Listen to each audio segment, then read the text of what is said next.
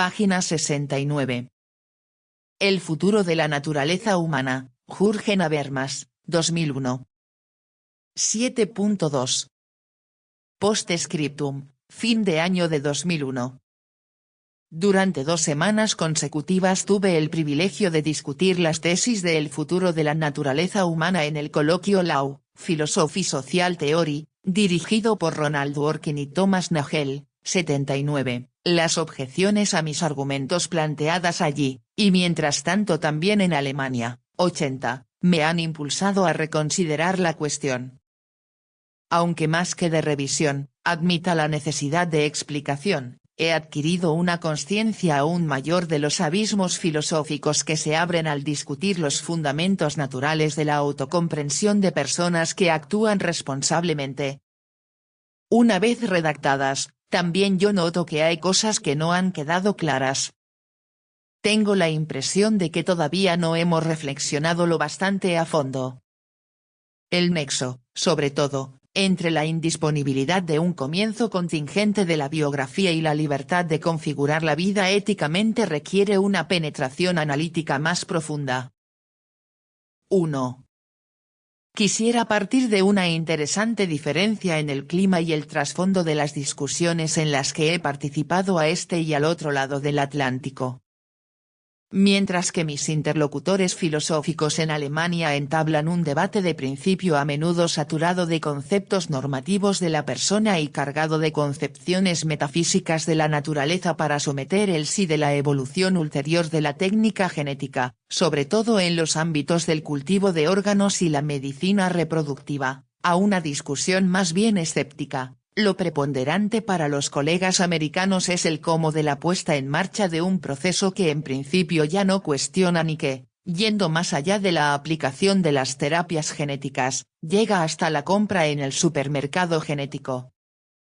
Cierto que estas tecnologías afectan de una manera revolucionaria al nexo intergeneracional, pero para los colegas americanos, que piensan en términos pragmáticos, las nuevas prácticas no plantean problemas fundamentalmente nuevos, sino que agudizan únicamente las viejas cuestiones de la justicia distributiva. Esta percepción incondicionada del problema está determinada por una confianza inquebrantable en la ciencia y el desarrollo técnico y, sobre todo, por la óptica de la tradición liberal inspirada por Locke. Dicha tradición, cuyo punto central es la protección de la libertad de elección de la persona individual de derecho frente al intervencionismo estatal, en lo primero que pone la mirada al analizar los nuevos desafíos es en las amenazas a la libertad que puedan surgir en la dimensión vertical de las relaciones del miembro privado de la sociedad con la violencia del Estado. El temor ante el abuso de la violencia social que las personas privadas puedan ejercer contra otras personas privadas en la dimensión horizontal de sus relaciones, cede ante el peligro predominante de que se ejerza una violencia política legalmente abusiva. Por lo que se refiere a derechos fundamentales, el efecto sobre terceros es ajeno al derecho del liberalismo clásico. Desde esta óptica liberal, que las decisiones sobre la composición de la disposición genética de los hijos no se sometan a ninguna regulación estatal y se dejen a los padres es casi una obviedad. Parece que es evidente contemplar el nuevo espacio de decisión que abre la técnica genética como una ampliación material del derecho de reproducción y la patria potestad, esto es, de derechos individuales fundamentales que el particular puede hacer valer ante el Estado. Otra es la perspectiva que se obtiene si se conciben los derechos subjetivo públicos como el reflejo de un ordenamiento legal objetivo, capaz de impulsar a los órganos estatales a observar los deberes de protección, como el de la vida de los nonatos, que no pueden defender sus derechos subjetivos por sí mismos.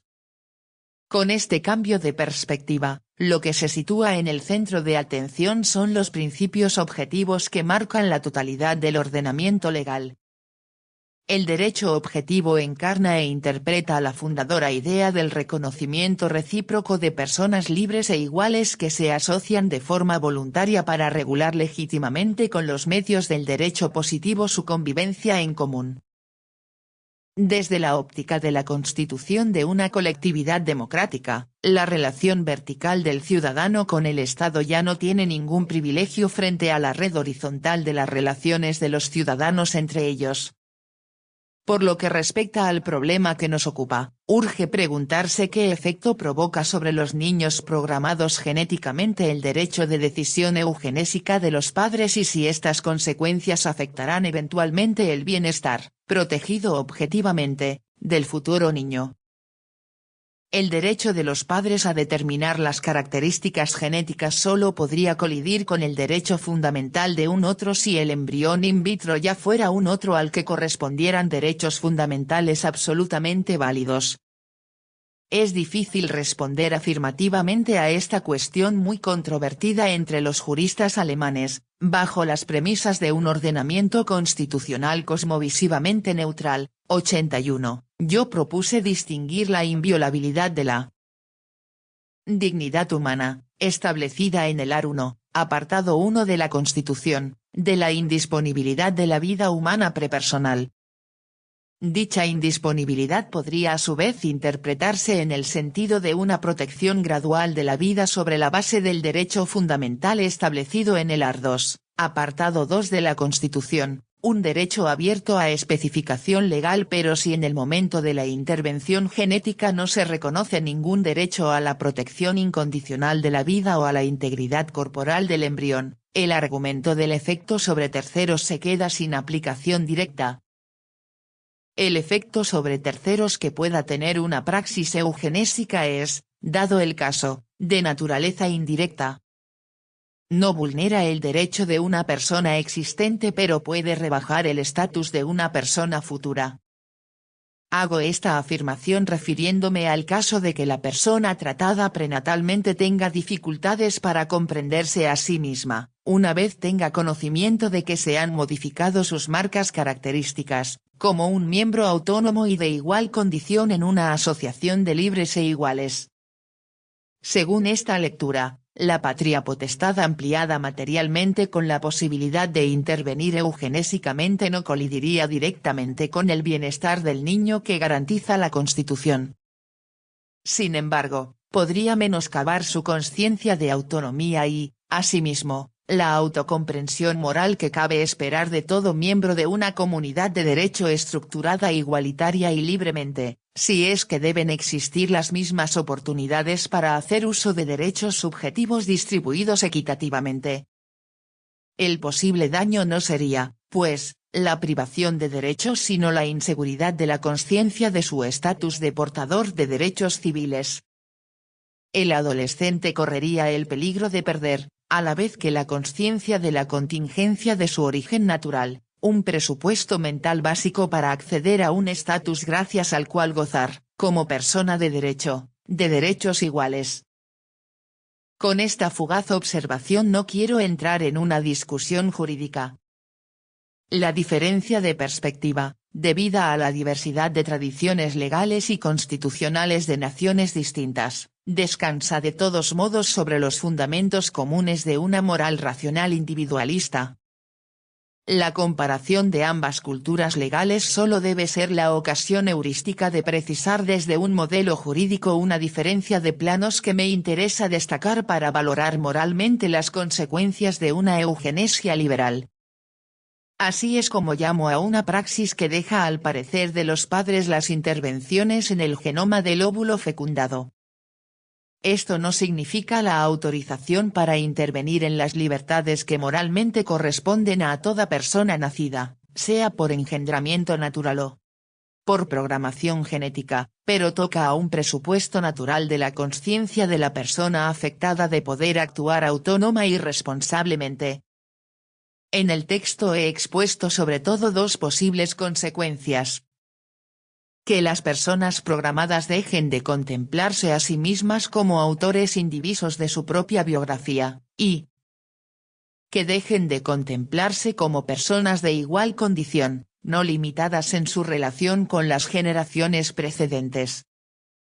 Si se quiere situar este daño potencial en su justo lugar es recomendable trasladar al reino de los fines el modelo jurídico gradual, según el cual en la asociación con compañeros legalmente libres e iguales debe asumirse el estatus de miembro antes de poder tener y ejercer determinados derechos. Según ello, la praxis eugenésica puede menoscabar el estatus de miembro de la comunidad universal de los seres morales de la futura persona sin afectar inmediatamente a las esferas de libertad de acción de los adolescentes modificados genéticamente. En dicha comunidad, nadie está sometido, a no ser en su papel de colegislador autónomo de leyes generales, de manera que se excluye la determinación ajena en el sentido de someter a una persona al arbitrio injustificado de otra.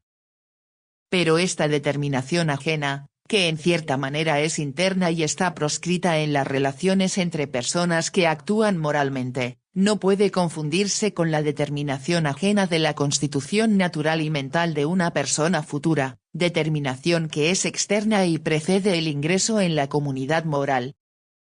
Pues la intervención en la distribución prenatal de los recursos significa la redefinición de los espacios dentro de los cuales la futura persona hará uso de su libertad de configurar una vida ética propia.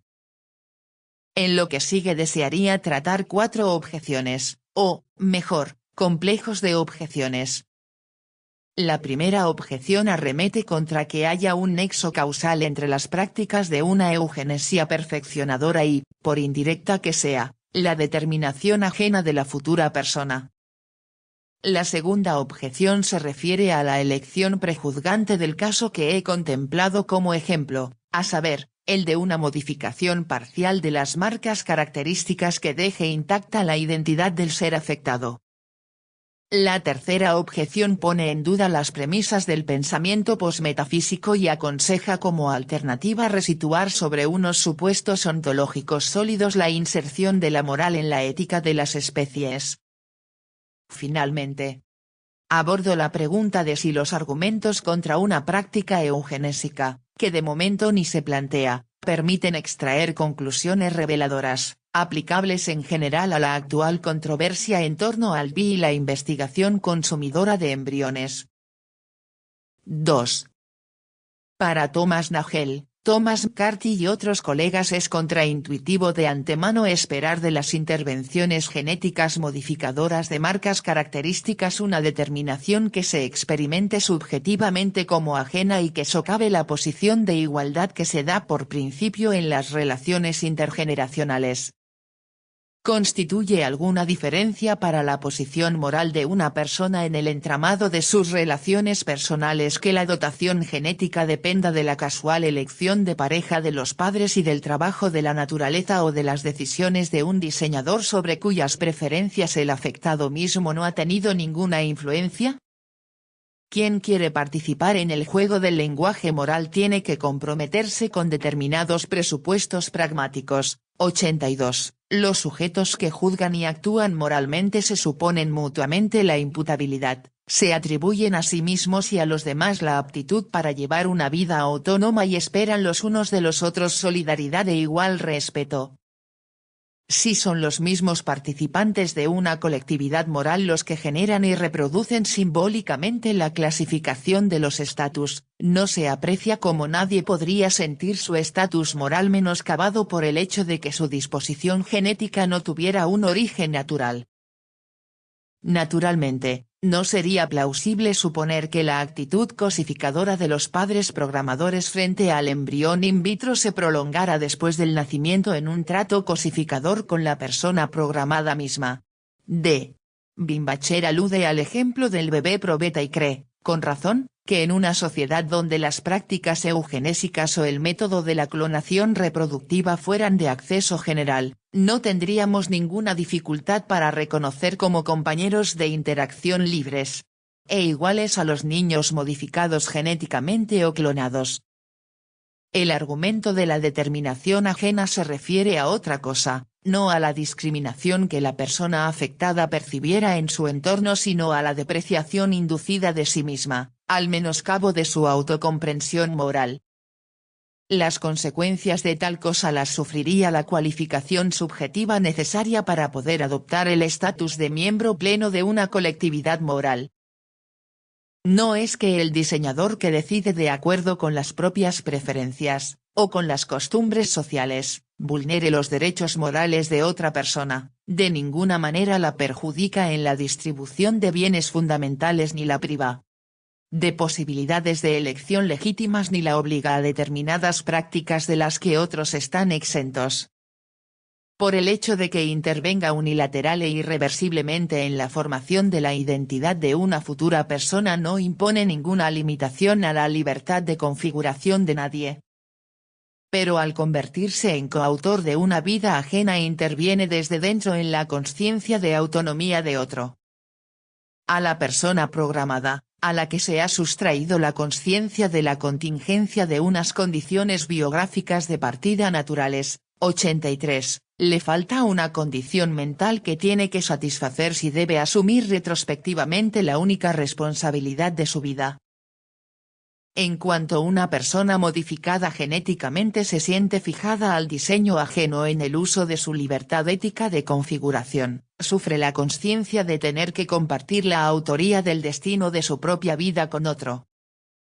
La confusión o desdoblamiento alienantes de la propia identidad es una señal de que esa deontológica, funda protectora respetuosa con las fronteras y garante de la inviolabilidad de la persona, la inconfundibilidad del individuo y la insustituibilidad de la propia subjetividad, se hace porosa. Así pues, también se borra esa puntuación en las relaciones intergeneracionales que hace a los adolescentes independientes de sus padres.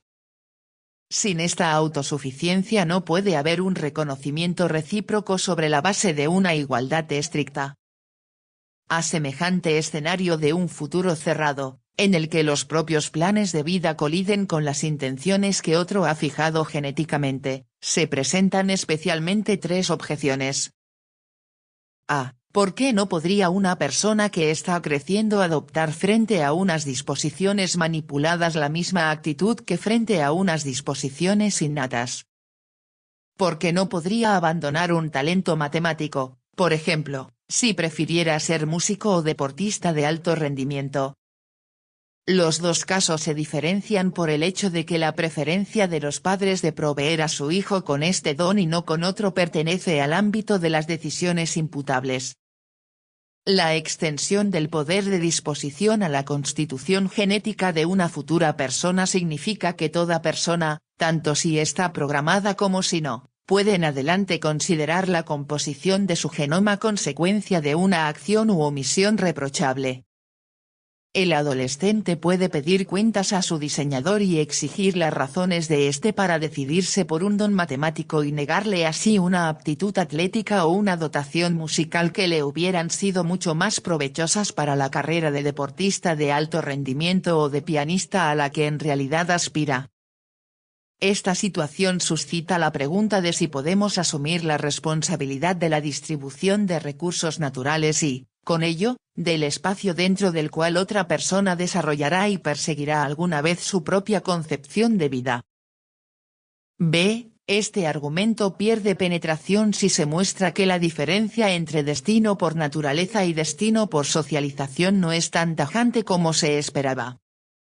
La praxis de elegir pareja de una manera calculada, guiada por las características fenotípicas, según el modelo de la cría de caballos, no es ningún ejemplo ilustrativo de esta falta de incisión. Más relevante es el caso del niño dotado deportiva o musicalmente que solo puede convertirse en una estrella del tenis o un solista de éxito si unos padres ambiciosos reconocen a tiempo este talento y lo fomentan. Tienen que desplegarlo mediante la disciplina y el ejercicio en un momento en el que todavía puede hablarse de adiestramiento más que de supuesta aceptación de un ofrecimiento. Imaginemos el caso de un joven que tiene unos planes de vida totalmente diferentes y reprocha a sus padres la tortura que para él representa un entrenamiento inútil e impuesto, o bien el de otro que se siente desatendido y echa en cara a sus padres haber descuidado el fomento de sus talentos. Supongamos que las consecuencias de estas praxis pedagógicas apenas se diferenciasen de las de una praxis eugenésica equivalente, que quizá redujera los esfuerzos de la ejercitación. El tertium comparationis es la irrevocabilidad de unas decisiones que encauzan la biografía de otra persona. A diferencia de lo que ocurre con las fases madurativas, que explican por qué los niños solo durante una determinada edad responden con un aprendizaje acelerado a los necesarios estímulos pedagógicos, en nuestro caso no se trata del fomento, o su omisión, del desarrollo cognitivo general sino de una influencia especial que tiene consecuencias en el transcurso individual de la biografía futura. Pero, son apropiados como contraejemplo estos casos de programas de ejercicio excesivos u omisos, que según el contexto y la óptica del afectado significan represión o falta de apoyo, instrucción o negligencia. Sin duda, estos programas, aunque conciernan a la socialización y no al organismo, son en cuanto a irreversibilidad y especificidad biográfica de sus consecuencias, comparables a programaciones genéticas. Pero dado que cuando se les reprocha algo es por las mismas razones, no puede recurrirse a una de las praxis para evitar a la otra los mismos reproches. Aun cuando quepa reprochar a los padres determinados controles pedagógicos porque prejuzgan aptitudes que pueden tener consecuencias ambivalentes en el contexto imprevisible de la biografía posterior, tanto más se expone el autor del programa genético al reproche de estar usurpándole a una futura persona la responsabilidad de su vida, responsabilidad que tiene que reservársele a dicha persona si no se quiere dañar su conciencia de ser autónoma. La cuestionabilidad de los adiestramientos tempranos, que, a pesar de sus imprevisibles consecuencias ambivalentes, son fácticamente irreversibles para la biografía del afectado, iluminan desde otro ángulo el mismo trasfondo normativo que también da a las prácticas eugenésicas una luz dudosa. El trasfondo lo constituyen la responsabilidad ética única y la suposición, por contrafáctica que sea, de que podemos apropiarnos críticamente de nuestra biografía, en vez de estar condenados a aceptar fatalistamente las consecuencias de un destino por socialización. C. Este argumento de la determinación ajena solo convence si partimos de que el don escogido entre varias alternativas limita el horizonte de futuros proyectos de vida. Sin embargo, es evidente que el peligro de fijación a una identidad determinada decrece si pensamos dejando volar libremente nuestra fantasía en la serie de propiedades, como el color del cabello, la talla corporal o la belleza general, disposiciones, el carácter pacífico, la agresividad o la fortaleza del yo, aptitudes, como la habilidad y resistencia atléticas o las dotes musicales, y bienes fundamentales, esto es, lo que se consideran en general aptitudes, como la fuerza corporal, la inteligencia o la memoria, programados. Dieter Birnbacher y otros no ven ninguna razón plausible para suponer que una persona, mirando atrás, rechazara un incremento de los recursos y una mayor proporción de bienes genéticos fundamentales, 84. No obstante, también aquí se plantea la pregunta, ¿podemos saber si un don cualquiera amplía efectivamente el espacio de configuración de la vida de otro? Los padres, que solo quieren lo mejor para sus hijos, están realmente en situación de prever las circunstancias, y el efecto conjunto de estas, en las que, por ejemplo, una memoria deslumbrante o una gran inteligencia, se las defina como se quiera, ¿serían beneficiosas? Una buena memoria es una bendición a menudo, aunque no siempre. No poder olvidar puede ser una maldición. El sentido de lo que es relevante y la formación de tradiciones se basan en la selectividad de nuestros recuerdos. A veces, una base de datos repleta impide manejar productivamente los datos que interesa tratar. Algo parecido ocurre con una inteligencia sobresaliente. Es de prever que en muchas situaciones será una ventaja, pero, ¿cuál es el efecto que tienen sobre la formación del carácter del superdotado las ventajas de arranque que proporciona? ¿Una gran inteligencia en el seno de una sociedad marcadamente competitiva? ¿Cómo interpretará y utilizará dicha persona sus dotes diferenciales, serena y soberanamente, o con una ambición sin freno? ¿Cómo retocará en el trato social esta aptitud que la distingue y despierta la envidia de su entorno? Ni siquiera un cuerpo sano, que generalmente se tiene por un bien, tiene, en el contexto de biografías distintas, el mismo valor. Ni siquiera los padres pueden saber si una ligera minusvalía corporal no resultará al final una ventaja para su hijo. 3. Desde esta perspectiva también puede responderse a la objeción contra el ejemplo de modificación genética de marcas características que elegí. Ronald Dworkin me hizo ver con una instructiva variante las 4 condiciones que implícitamente formaban parte de mi experimento mental. En referencia a la determinación ajena, que yo trataba en el texto, la intervención genética es obra de una tercera persona y no del afectado mismo. El afectado se entera retrospectivamente de la intervención prenatal, y se comprende a sí mismo como una persona modificada genéticamente, en marcas características aisladas, que sigue siendo idéntica consigo misma en la medida que puede hipotéticamente adoptar una postura respecto a la intervención genética, mientras rechaza hacer suyas las modificaciones genéticas como parte de su persona. Sobre A. El argumento de la determinación ajena es fallido si se cree que la persona afectada podrá eliminar indoloramente una intervención genética efectuada con ciertas reservas antes de su nacimiento o que ella misma, por decisión propia, llevará a cabo la intervención genética en forma de una terapia genética con células corporales, de un modo no muy diferente al de una operación de cosmética. Esta variante de la automanipulación es de gran ayuda para sacar a la luz el sentido posmetafísico del argumento. La crítica a la determinación ajena no se basa en absoluto en una desconfianza básica hacia el análisis y la recombinación artificial de componentes del genoma humano. No parte del supuesto de que la tecnificación de la naturaleza interior represente algo así como una transgresión de fronteras naturales. La crítica es válida con independencia de la noción de un orden ius naturalista o ontológico que pudiera infringirse criminalmente. El argumento de la determinación ajena extrae su fuerza del solo hecho de que el diseñador que sigue sus propias preferencias encauza de una manera no revisable la vida y la identidad de otra persona sin necesitar suponer al menos contrafácticamente la conformidad de ésta. Esto constituye una intrusión en el núcleo, protegido deontológicamente, de una futura persona, a la que nadie puede absolver de la exigencia de, un día, empuñar su existencia por sí misma y dirigir su propia vida. Sobre B, está claro que los propios planes de vida solo entran en conflicto con las intenciones fijadas genéticamente de otro cuando el adolescente tiene conocimiento del diseño de la intervención prenatal.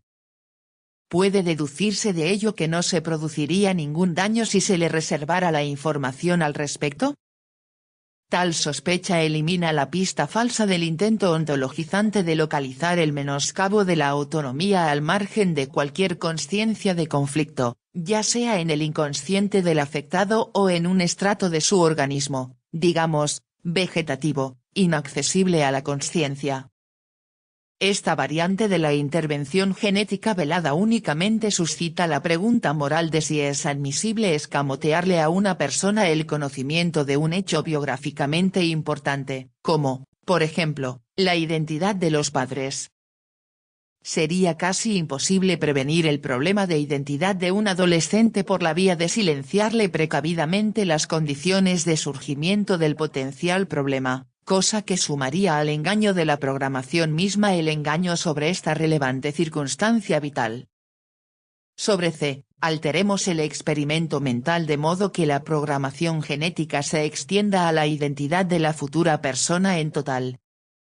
Ya hoy la selección del sexo, por ejemplo, es una opción posible después del diagnóstico de preimplantación, 85. Pues bien, es difícilmente creíble imaginar que el chico, o la chica, que se enterase de la elección prenatal de su sexo hiciera a sus padres el reproche moralmente serio, hubiera preferido ser una chica, o un chico. No es que no existan tales deseos fantasiosos, es que no tienen peso moral, si partimos de una adquisición normal de los roles sexuales. Al margen de cambios de sexo indicados muy específicamente en personas adultas, el deseo puber de un cambio de identidad sexual se percibe más bien como una abstracción vacía, ya que la persona en cuestión no puede proyectarse hacia atrás hasta llegar a un pasado sexualmente neutro. Una persona es hombre o mujer, tiene uno u otro sexo y no podría ser del otro sexo sin ser a la vez otra persona.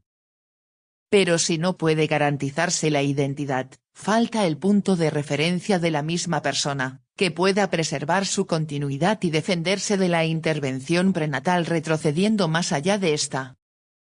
En la biografía individual de una persona pueden encontrarse, dado el caso, buenas razones éticas para llevar otra vida pero no para querer ser otra persona. La proyección de la autotransformación en una persona totalmente distinta también está ligada a la imaginación que se tenga en cada caso. Por eso parece que no hay que contar con que el afectado haga ningún reproche serio a una decisión de tanto calado y tan definidora de identidad como la elección del sexo. Pero así reza la objeción. Si esto es válido para la determinación de una marca característica fundadora de identidad, tanto menos reprochable puede ser la modificación genética de propiedades, disposiciones o aptitudes arbitrarias. Esta objeción, presentada a Arguendo por Dworkin, solo resulta plausible a primera vista. Una intervención puede merecer críticas desde la perspectiva de un no implicado, aunque el afectado mismo no esté en situación de ejercer la crítica. En nuestro ejemplo, la presunta falta de reparos a dicha decisión definidora de identidad se debe a una intuitiva prohibición de discriminación, puesto que no hay ninguna razón moralmente defendible para preferir un sexo determinado. Para la persona afectada no debería representar ninguna diferencia haber venido al mundo como chico o chica. Sin embargo, de ahí no se sigue que una programación genética extensiva a la identidad biológica de la futura persona en total, es decir, que constituya un ser humano nuevo desde los fundamentos, como, por ejemplo, al crear un golem, estuviera por encima de toda duda. Sin embargo, esta crítica no puede ejercerse desde la perspectiva del afectado mismo, a diferencia de lo que ocurre en el caso de una modificación genética de marcas características que deje en cierta manera intacta una identidad prolongable continuamente hacia atrás. Por esta razón es recomendable adoptar la óptica del adolescente que se encuentra en la situación delimitada por las 4 condiciones citadas. Entonces, la determinación ajena se manifiesta en el posible disenso entre el afectado y el diseñador acerca de las intenciones de la manipulación genética. La razón moral del reproche sigue siendo la misma aunque la persona cuya autonomía ha sido menoscabada no pueda ella misma hacer uso de la palabra porque no puede replicar en absoluto. Es verdad que estamos obligados a preservar a los demás del sufrimiento con todas nuestras fuerzas y que debemos ayudarles y poder hacer todo aquello que mejore sus condiciones de vida. Pero no nos está permitido fijar a otras personas, a partir de cómo nos imaginemos la vida futura, a espacios de decisión que éstas podrán utilizar más tarde para configurar éticamente su vida.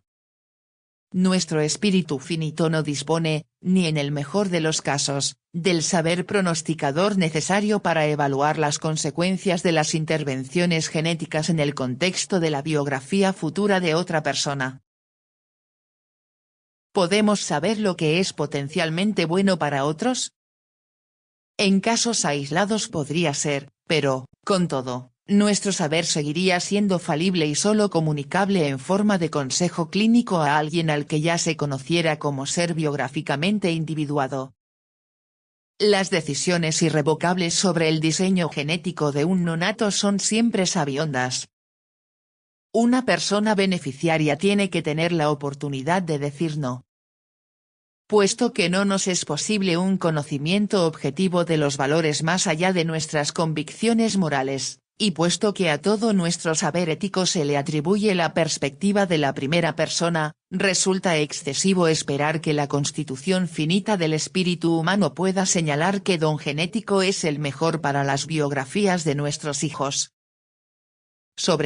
Es indudable que no podemos en tanto que ciudadanos de una colectividad democrática que tiene que regular legalmente una praxis tal, deshacernos totalmente de la carga de anticiparnos a un posible asentimiento o rechazo del afectado.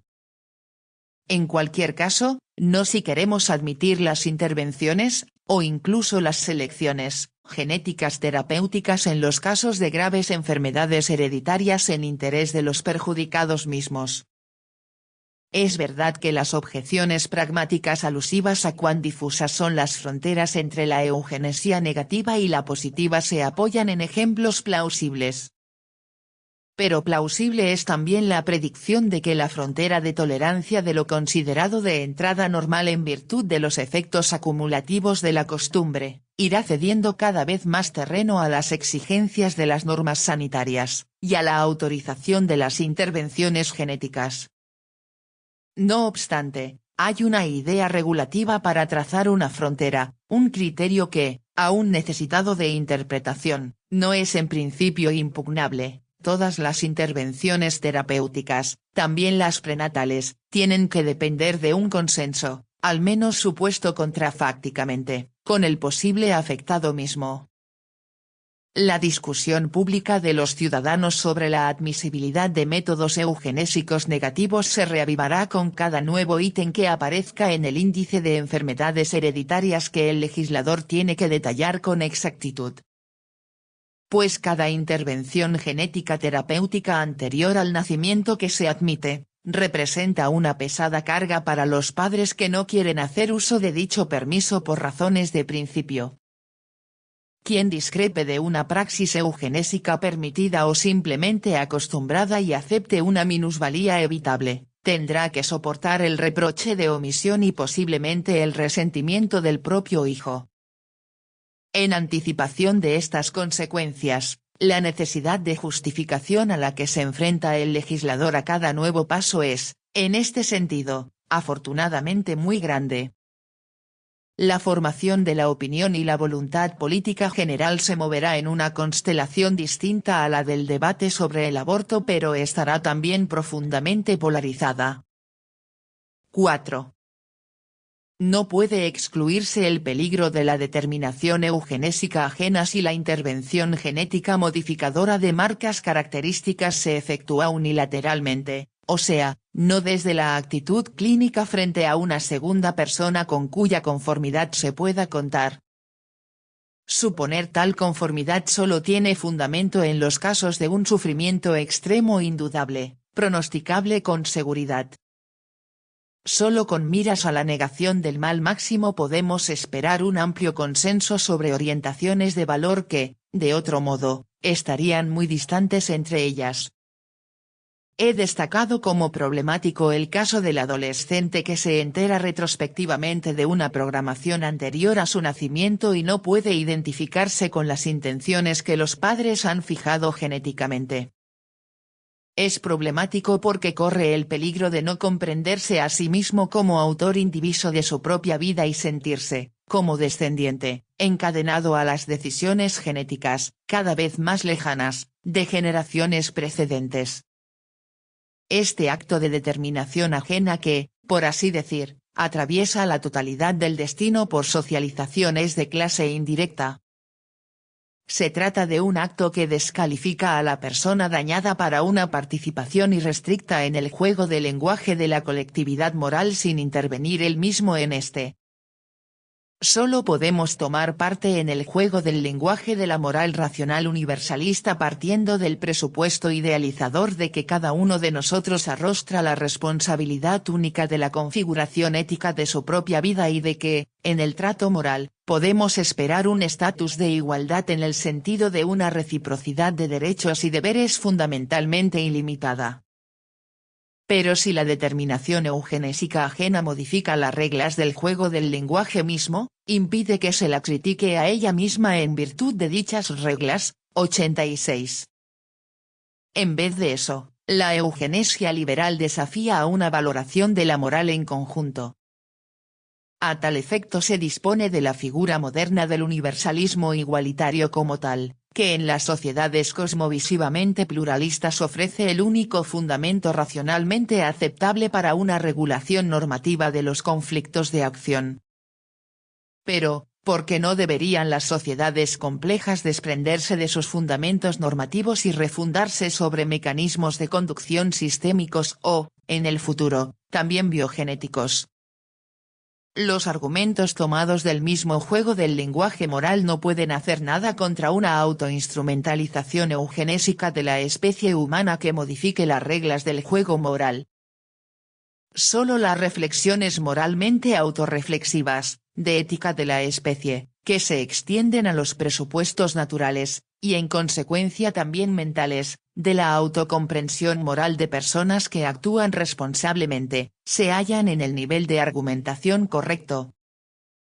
Pero, por otra parte, tales juicios de valor de ética de la especie carecen de la presunta fuerza imperativa de las razones estrictamente morales. Si se trata de la identidad del ser humano como especie, son varias las concepciones que en origen compiten entre sí. Las imágenes naturalistas del hombre, que se deletrean en el lenguaje de la física, la neurología o la biología evolutiva, rivalizan desde hace mucho con las imágenes clásicas de la religión y la metafísica. Hoy, la controversia transcurre fundamentalmente entre un futurismo naturalista que apuesta por una autooptimización técnica y unas concepciones antropológicas que, basándose en un naturalismo débil, son deudoras de las nociones del neodarwinismo, y en general de la posición de las ciencias, pero no se infiltran cientifistamente o dejan constructivistamente atrás a la autocomprensión normativa de sujetos aptos para el lenguaje y la acción para los que las razones cuentan. 87. A pesar del alto grado de generalización, las reflexiones sobre ética de la especie comparten con las reflexiones ético-existenciales de los particulares y las reflexiones ético-políticas de las naciones la referencia a un contexto vital especial en cada caso y hecho propio interpretativamente. También aquí la investigación cognitiva de por qué, al considerar hechos antropológicamente relevantes, nos comprendemos a nosotros mismos como ejemplares de la especie humana, va unida a la reflexión evaluativa de cómo queremos comprendernos. Las perspectivas nosotros de las concepciones de la ética de la especie no encuentran esa unidad de la perspectiva nosotros moral que, por la obligación de equilibrar racionalmente los intereses, resulta constructivamente de la recíproca asunción de perspectivas de todos los implicados. En el universo de discursos de la ética de la especie tenemos que contar racionalmente con un continuo disenso, siempre que no queramos recurrir a engañosas seguridades metafísicas. No obstante, me parece que hay un argumento al que hay que dar un peso especial en el debate sobre la mejor autocomprensión ética de la especie. No todas las concepciones armonizan de la misma manera con nuestra autocomprensión como personas moralmente responsables. Todavía produce espanto la perspectiva de que la autoinstrumentalización eugenésica de la especie, guiada por las dispersas preferencias de los compradores en el supermercado genético, y por la consolidación social de ciertas costumbres, modifique el estatus moral de personas futuras, la vida en el vacío moral, en una forma de vida que ni siquiera conociera el cinismo moral, no merecería vivirse.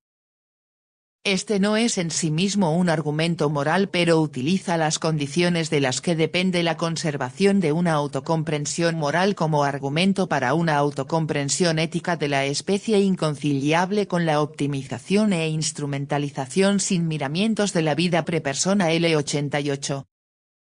Ludwig Siep lo formula de manera que la prioridad de la forma de vida moral, yo preferiría decir, de la estructuración moral de las formas de vida, sugiere ella misma una opción de la ética de la especie. 89. Pero este argumento no hace depender en absoluto la validez de la moral de la inserción cognitiva en el entorno adecuado de las convicciones de la ética de la especie, como si aquello que la gente da por moralmente bueno tuviera que clasificarse en un marco ontológicamente distinguido de estados del mundo buenos. Mientras esté vigente el punto de vista moral en pro de una solución justa de los conflictos de acción, la moral del respeto igual por y la atención solidaria a todos y cada uno podrá justificarse con las razones racionales que tengamos en reserva. Si la moral continuara teniendo necesidad de fundamentarse en imágenes del mundo si una y otras, como afirma Robert Spaeman, mantuvieran una relación de fundamentación circular, tendríamos que anular la ganancia de tolerancia de la moral ilustrada y los derechos humanos, ambos cosmovisivamente neutrales, y aceptar como una consecuencia desagradable la renuncia por adelantado a una pacificación normativamente convincente de los conflictos culturales y cosmovisivos. 90. El universalismo igualitario está ampliamente reconocido como uno de los grandes logros de la modernidad o, en cualquier caso, si está cuestionado, no es por otras morales u otras concepciones éticas de la especie. Solo las silenciosas consecuencias de unas prácticas convertidas mudamente en costumbre pueden quebrantarlo. No son las imágenes del mundo naturalistas sino las biotecnologías impulsadas imparablemente las que socavan los presupuestos naturales, y, en consecuencia, mentales, de una moral que explícitamente apenas nadie quiere tocar. Contra esta socavación desprovista de teoría pero exitosa en la práctica es buena la estabilizadora inserción de nuestra moral en una autocomprensión ética de la especie que nos haga ser conscientes del valor y los presupuestos de esta moral antes de que nos acostumbremos a la subrepticia revisión de los supuestos, hasta ahora obvios, de la consciencia de autonomía y la igualdad intergeneracional. 5. Finalmente, Ludwigiev duda que la reserva fundamentada contra una eugenesia positiva permita extraer conclusiones relevantes para valorar las decisiones actuales sobre la admisibilidad del PI y la investigación consumidora de embriones. Bajo la premisa de una protección gradual de la vida del embrión, dichas conclusiones tendrían en el mejor de los casos el carácter de argumentos de rotura de diques. Y el peso de tales argumentos depende de cuán grande consideremos el daño en el caso hipotético de que se diera una rotura de diques, y cuál es la probabilidad de que los pasos criticados lleven efectivamente a una rotura de diques. En cuanto al primer punto, mi experiencia es que muchos colegas conciben la perspectiva de una eugenesia positiva más como una oportunidad que como un daño. O bien no les convence el argumento de la determinación ajena, como ocurre con Nagel McCarthy, o bien consideran, como Dworkin, que el argumento no tiene objeto porque ven legítima una selección de características genéticas beneficiosa para el niño a la luz de un reconocimiento objetivo de valores. Esto refuerza mi convicción de que no es ninguna especulación ociosa discutir en un frente avanzado las consecuencias futuras de una praxis aún fuera de alcance pero en absoluto inverosímil. Pero también aquellos que rechazan la praxis eugenésica, sea por consideraciones de principio o, aún hoy, tácticas, puede que descarten los argumentos de rotura de diques en el segundo aspecto. El PI y la investigación de células madre solo pueden calificarse de pioneros en la búsqueda de un determinado objetivo si prosiguen en una determinada dirección.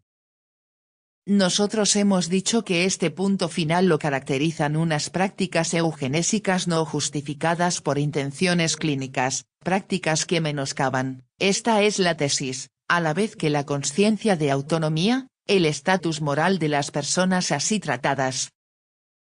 Pero, ¿cómo estimar la probabilidad de que el PI y la investigación de células madre entren en una dinámica que los lleve a cruzar el umbral de la eugenesia positiva?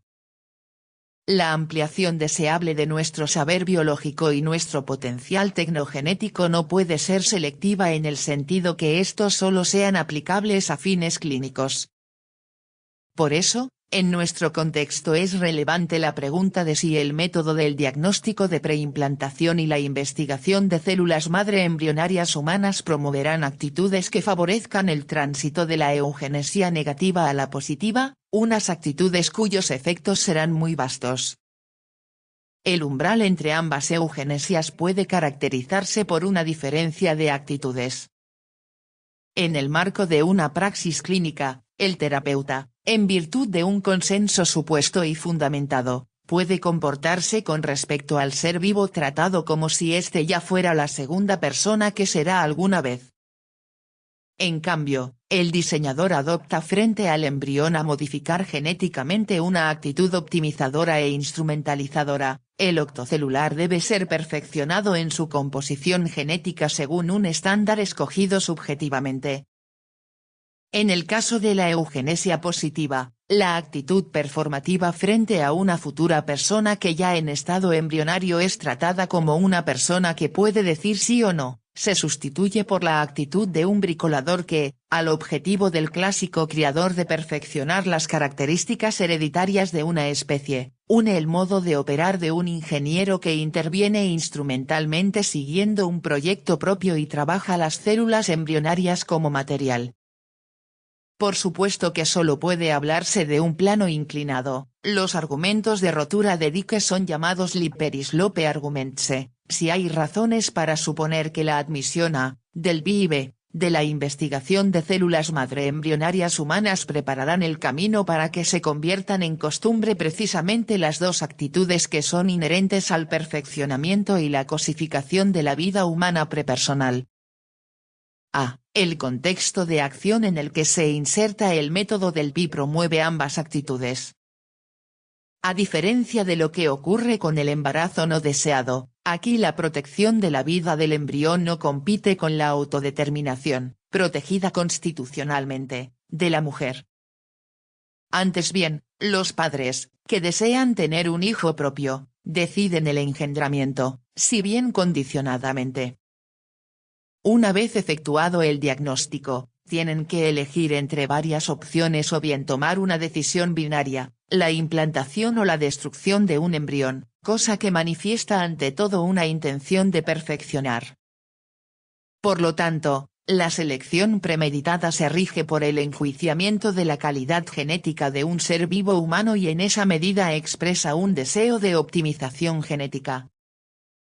Una acción que acaba en la selección de seres vivos sanos adopta la misma actitud que la praxis eugenésica. En la limitación estricta del método al objetivo de impedir enfermedades hereditarias graves, se impone primeramente el paralelismo con la eugenesia negativa, que hemos aceptado sin reparos.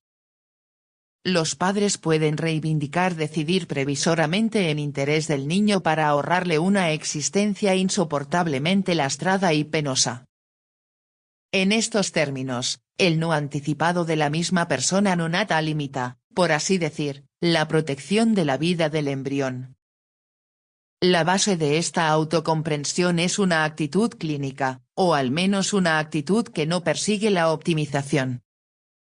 Pero esta pretensión clínica, es compatible con la distinción unilateral e irrevocable, a diferencia de lo que ocurre en el caso de la eugenesia negativa, entre lo que merece vivirse y lo que no merece vivirse. ¿No parecerá siempre esta interpretación la tapadera ambiguamente altruista de un deseo condicionado de antemano por el egocentrismo? Debe ser un hijo propio y venir al mundo solo si satisface unos determinados criterios de calidad, aunque haya otras alternativas.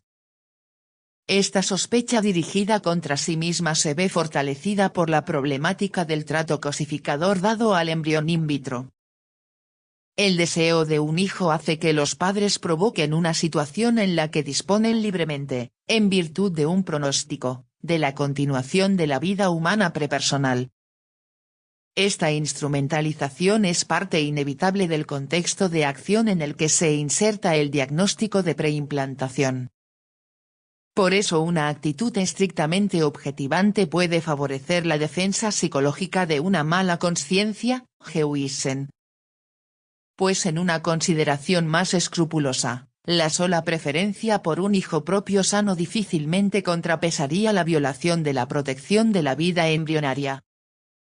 B. No puede contemplarse la investigación de células madre de embriones humanos desde la perspectiva de la cría y la autooptimización.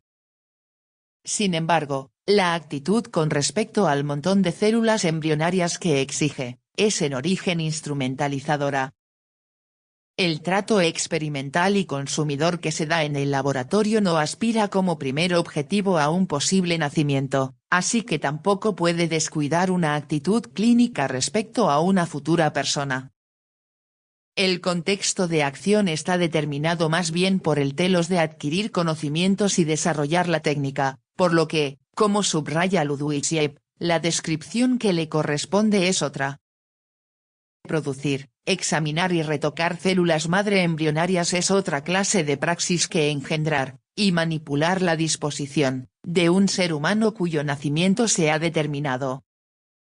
Esta observación, que es acertada, no hace sino confirmar la afirmación decisiva para el argumento del plano inclinado. Esta praxis investigadora requiere que se dé un trato cosificador a la vida humana prepersonal, la misma actitud, pues, que distingue a las prácticas eugenésicas.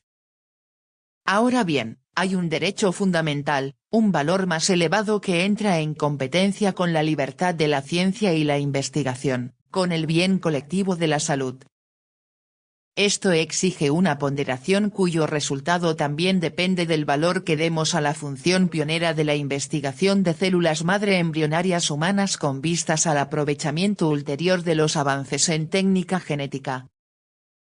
La minoría, que en el seno del Consejo Ético Nacional rechaza por principio la instrumentalización del embrión para fines extraños, aún va un paso más allá en la argumentación de la rotura de diques y destaca la función simbólica de la protección de los embriones humanos para todos los que no pueden protegerse a sí mismos y, por eso, tampoco argumentar ellos mismos. Con todo, en la ponderación no puede sobrevalorarse el peso de dos argumentos restrictivos que aportan los defensores de una importación regulada de células madre embrionarias. Desde un punto de vista moral, no representa ninguna gran diferencia que se utilicen embriones sobrantes para fines de investigación o que se produzcan expresamente con el fin de tal instrumentalización. Desde una óptica política, limitarse a importar células madre ya existentes podría ser una palanca para tener más controlados el alcance y la duración de estas investigaciones. Pero las imposiciones políticas que propone el Consejo Ético solo resultan obvias si se presupone que esta praxis investigadora no es del todo legítima. En cuanto al debate de los expertos sobre cuándo el óvulo humano fecundado dejará de ser totipotente, no tengo una opinión propia. Solo quisiera que se tuviera en cuenta que la diferencia decisiva entre células madre pluripotentes y células madre totipotentes se relativiza cuando se parte, como hacen la mayoría de los que se apoyan en esta diferencia, de la concepción de una protección gradual de la vida humana prepersonal. Este concepto también incluye a las células madre pluripotentes, a partir de las cuales no puede desarrollarse, por definición, ningún individuo humano. Página 87.